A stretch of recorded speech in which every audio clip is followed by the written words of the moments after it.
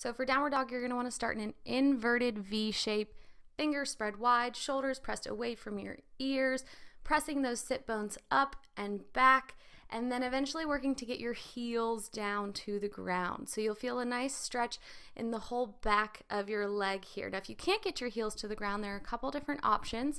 So coming high on your toes, bending your knees, keeping that same stretch in those shoulders, keeping that same angle of your butt, your hips pointed up and back. You're just going to try to get your abdomen to the tops of your thighs, okay? And then pedal out your feet right to left, working into the backs of the legs. This is a great way to open yourself up if this is your first downward dog of the practice.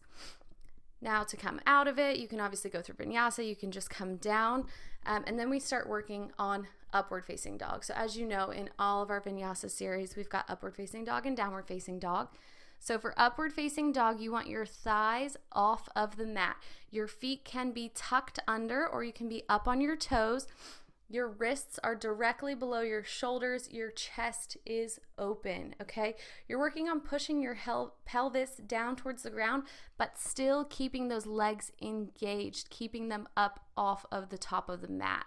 Now, it's easier to go from upward dog to downward facing dog if you're not rolling your toes under like you are in a typical vinyasa, but this is a great shoulder opener just to move back and forth from that upward facing dog to the downward facing dog, warming up the shoulders and the upper body and just really finding the proper alignment between the two.